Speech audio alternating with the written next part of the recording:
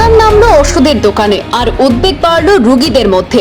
মঙ্গলবার সকাল থেকেই শ্রীভূমি এবং শিলচরে ফার্মেসি ধর্মঘটের জেরে কার্যত ব্যাহত ওষুধ পরিষেবা।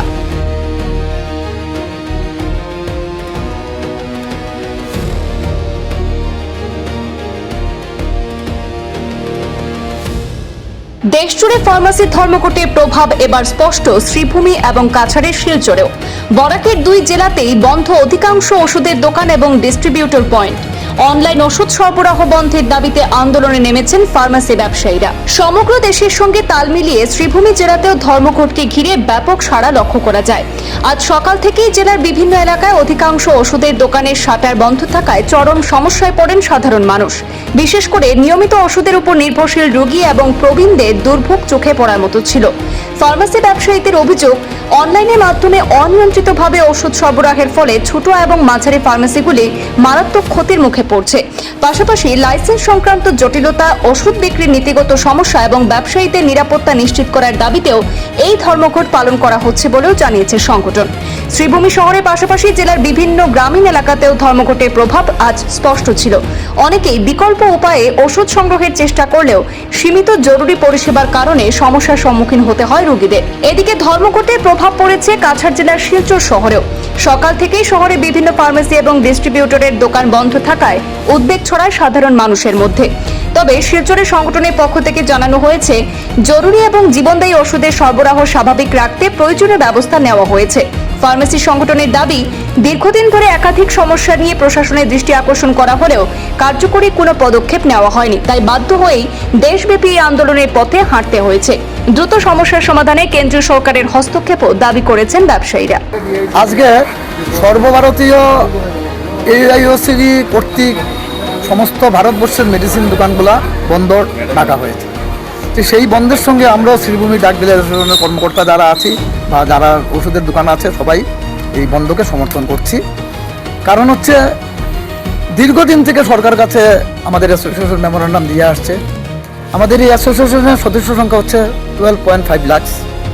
তাছাড়া এই অর্গানাইজেশনের সঙ্গে বা এই অর্গানাইজেশনের যারা আমরা মেম্বার আছি সমস্ত ফ্যামিলি মেম্বার হবে প্রায় 5 থেকে 6 কোটি লোক। যে অনলাইনের যে বারবারন্ত শুরু হয়েছে, ছাড়ের বারবারন্ত আমি বলবো, সরকার করতে কিন্তু আমাদের নির্ধারিত মেডিসিনের প্রফিট দিয়ে দিয়েছে। সেটা হচ্ছে হোলসেলার 8 to 10%, রিটেলার 15 to 20%। কিন্তু আমরা যখন অনলাইনের ক্রেতাদের জিজ্ঞাসা করি, ওনারা বলছে কোনো কোনো প্ল্যাটফর্মে 25% দিচ্ছে, কেউ কোনো প্ল্যাটফর্মে 20% দিচ্ছে, কোনো কোনো প্ল্যাটফর্মে 30%ও দিচ্ছে।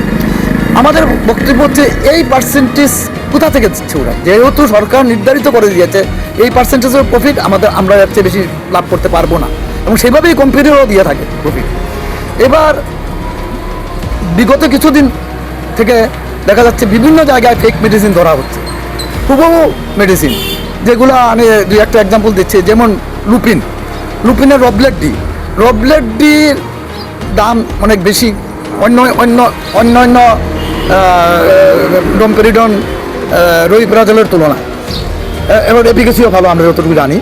যাই হোক, সেই রবলেট ডি হুবহু নকল এসে গেছে মার্কেটে।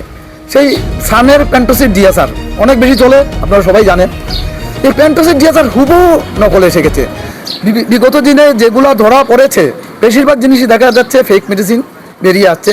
এবং ওদেরকে যখন যারা ফেক মেডিসিন বিক্রি করছে বা বানাচ্ছে, ওদেরকে যখন সরকার কর্তৃক সরকারের অফিসার আধিকারিকগণ যারা করেছে, তখন ওরা বলছে যে ওদের বেশিরভাগ মেডিসিন 80% মেডিসিন অনলাইন প্ল্যাটফর্মে বিক্রি করছে, 20% মেডিসিন এদিক সেদিক আনাচে গোনাচে হয়তো নানান দিকে বেরিয়ে যাচ্ছে। আমাদের কথা হচ্ছে সেটাই, আজকের থেকে 15 বছর 20 বছর আগে কিন্তু এই ফেক মেডিসিন ছিল না। এই যে এখন একটা ছাড়ের বারবারন্ত শুরু হয়েছে, এই ছাড়কে কেন্দ্র করেই এসে যাচ্ছে ফেক মেডিসিন।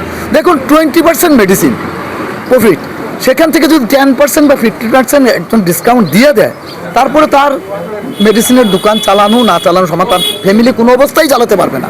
সেখানেই এসে যাবে ফেক মেডিসিনের কোয়েশ্চেন। আর আমাদের যারা অনলাইন প্ল্যাটফর্ম ছাড়া আমরা যারা বিক্রি করছি ওষুধ, আমাদের এখানে দেখুন ইন্সপেকশনের ডাক ইন্সপেক্টর আসছে, বিভিন্ন সময় বিভিন্ন আধিকারিকরা আসছে, স্যাম্পল টেস্টিংয়ে পাঠাচ্ছে। কিন্তু অনলাইনের যে মেডিসিনগুলো বিক্রি হচ্ছে সেগুলো ডিরেক্টলি কাস্টমারের হাতে চলে যাচ্ছে। মোরওভার আমরা ডাক্তার প্রেসক্রিপশন ছাড়া কোনো ওষুধ বিক্রি করি না। হ্যাবিট ফর্মিং ড্রাগস এর মধ্যে আছে, অনেক ড্রাগস আছে যেগুলো হ্যাবিট ফর্মিং ড্রাগস, এগুলো অনেক রেস্ট্রিকশন আমরা বিক্রি করি।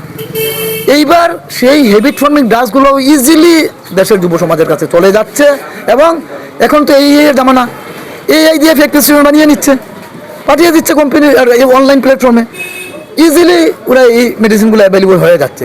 সুতরাং সেটাই আমাদের সবচেয়ে বড় কথা হচ্ছে, এই যে এইভাবে 15-20 বছর আগে কোনো ফেক মেডিসিন ছিল না, এখন এত ফেক মেডিসিন ধরা করছে।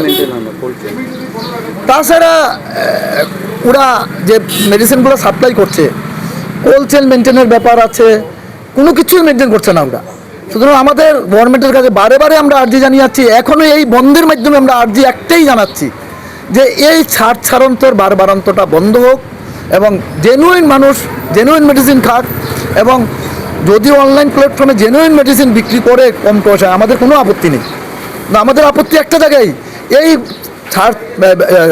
সারেরকে কেন্দ্র করে মার্কেটে ফেক মেডিসিন এসে যাচ্ছে এবং এই ফেক মেডিসিন থেকে বাঁচতে হলে আমাদের জনগণকে বাঁচাতে হলে আমাদের এই আন্দোলনের পথেই আমরা এগোচ্ছি, যাতে করে গভর্নমেন্ট সচেতন হয় এবং এই দিকে একটু দৃষ্টিগোচর করে।